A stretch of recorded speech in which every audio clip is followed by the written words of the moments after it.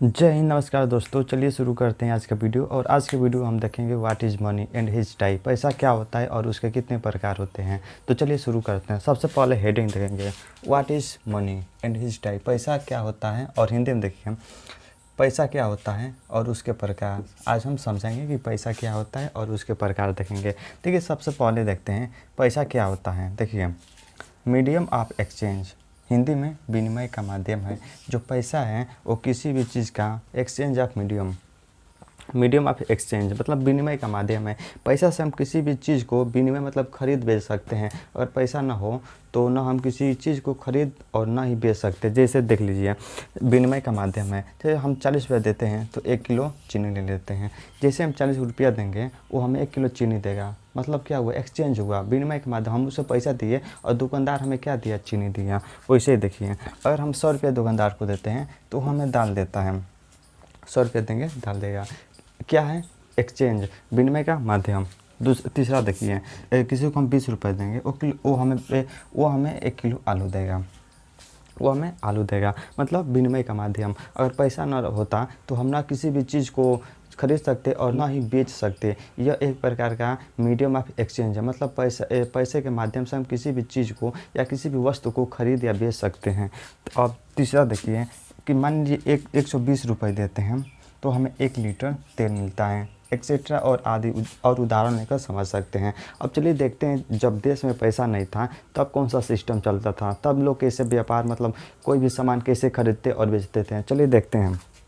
जब देश में पैसा नहीं था तब चल रहा था बार्टर सिस्टम, जिसको हिंदी में बोलते हैं वस्तु विनिमय प्रणाली। समझ जाइए क्या होता है, बहुत ही आसान भाषा में समझाएंगे। देखिए बार्टर सिस्टम क्या होता है। जब देश में जब पैसा नहीं था तब भी तो लोग व्यापार मतलब करते थे। किसी भी सामान को किसी भी सामान को खरीदते बेचते थे। पर कैसे खरीदते बेचते थे इसको समझते हैं। देखिए जब देश में पैसा नहीं था जब जब पैसा नहीं था तब इस सिस्टम का यूज मतलब सिस्टम का ये या हिंदी में प्रणाली का ये का यूज होता था, उपयोग होता था। किस सिस्टम का, बार्टर सिस्टम। जैसे मान लीजिए हमें गेहूं के बदले चावल ले लिया जाता था। जैसे भी जब पैसा नहीं था तो बार्टर सिस्टम का यूज होता था। जैसे मान लीजिए किसी को दाल की ज़रूरत है तो हम उसे 1 किलो दाल देंगे तो हमें 1 किलो चावल देगा। किसी को हम 1 किलो आलू देंगे तो वो हमें 1 किलो प्याज देगा।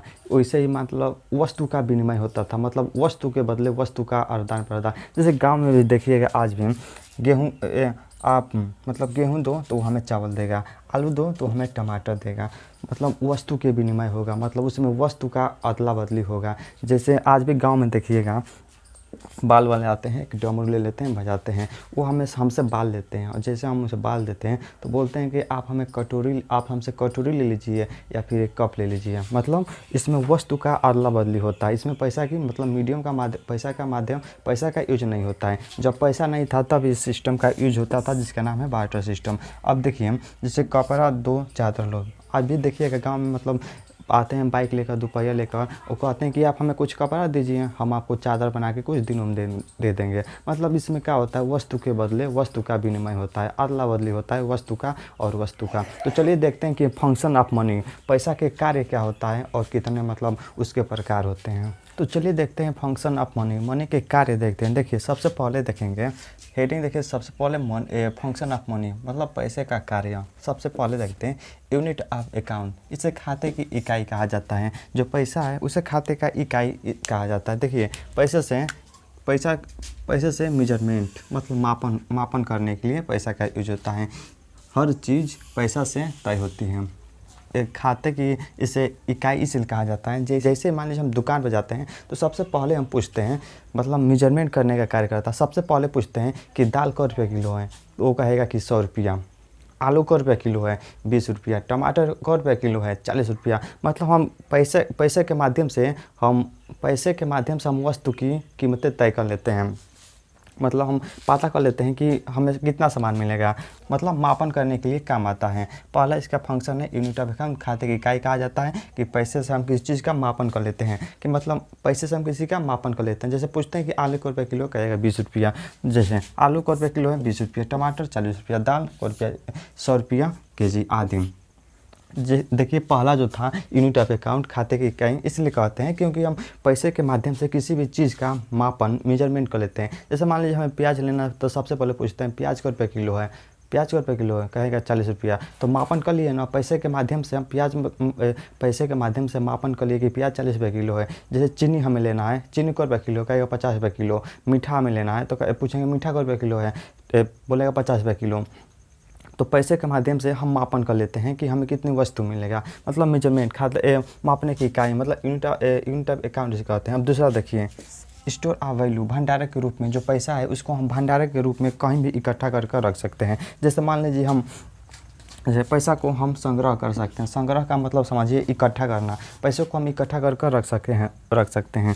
पैसा बचा कर रख सकते हैं, दूसरा पैसा बचा कर रख सकते हैं। जैसे पैसा को भंडारक के रूप में रख सकते हैं। जैसे मान लीजिए पैसा हमें रखना है तो हम पॉकेट में रख लेते हैं, जेब में रख लेते हैं। मानिए हमें बैग में रखना है, बैग में रख लेते हैं। बैंक में रखना, बैंक में, मतलब कहीं हम मतलब उसे बचा कर रख सकते हैं। जैसे आसानी से मतलब रखा भी जाता है पैसा, जैसे पर्स में, पॉकेट में, बैग में आदि। अब चलिए तीसरा देखते हैं, स्टैंडर्ड ऑफ डिफरेंट पेमेंट, उधार चुकाने के जरिए। तीसरा जो होता है स्टैंडर्ड ऑफ डिफरेंट पेमेंट, उधार चुकाने के जरिए में। जैसे मान लीजिए हमें किसी भी चीज़ का फ्यूचर का भुगतान, मान लीजिए हम किसी भी चीज़ को हमारे पास पैसा जब नहीं होता है तो हम किसी भी चीज़ को EMI पर ले लेते हैं। देखिए EMI का फुल फॉर्म होता है, EMI का फुल फॉर्म होता है इक्वेटेड मंथली इंस्टॉलमेंट। जैसे उदाहरण में समझिए लोन, जैसे मान लीजिए हमें किसी चीज़ का फ्यूचर में भुगतान करना है। मान लीजिए हमारे पास पैसा नहीं है तो हम किसी भी चीज़ को, मान लीजिए हमें फ़ोन लेना है तो हम फ़ोन लेना है, लैपटॉप लेना है या कुछ भी लेना है तो हम उसे EMI पर ले लेते हैं, मतलब किस्त के जरिए ले लेते हैं, मतलब किस्त के जरिए ले लेते हैं। अगर सोचिए अगर पैसा नहीं रहता तो क्या हम EMI का यूज कर पाते? आज नहीं कर पाते हैं, क्योंकि इसमें EMI में ये होता है कि हमारे पास पैसा नहीं है, मतलब महीने में, अब मान लीजिए किसी भी चीज़ का मतलब दाम मान लीजिए 10,000 है तो महीने में हमारे खाते से 1,000 हर महीने कटता जाता है, उसके माध्यम से भुगतान होता है। तो सोचिए अगर पैसा नहीं होता क्या EMI चलता? नहीं चल पाता। पैसा जो है EMI चलता है, जैसे लोन हो गया एक्सेट्रा। तो चलिए अब चौथा समझते हैं। देखिए चौथा क्या है, चौथा उसका फंक्शन है मीडियम ऑफ चेंज, विनिमय का माध्यम। जब पैसा नहीं था तब हम किसी भी चीज़ को अदला बदली करते थे, मतलब आप हमें गेहूँ दीजिए हम चावल देंगे, या मीडियम का मतलब समझिए हम पैसा देते हैं। जैसे मान लीजिए हम पैसा देते हैं तो हमें दाल देता है, पैसा देते हैं टमाटर देता है, पैसा देते हैं आलू देता है, मतलब विनिमय का माध्यम है। आसान भाषा में समझा गया है, अदला बदली करने का तरीका है।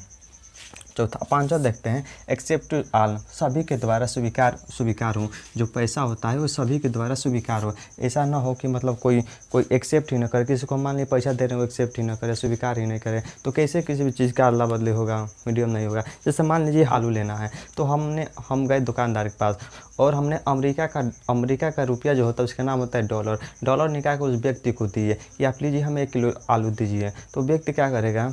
वो व्यक्ति क्या कहेगा कि ये नहीं चलेगा। क्यों?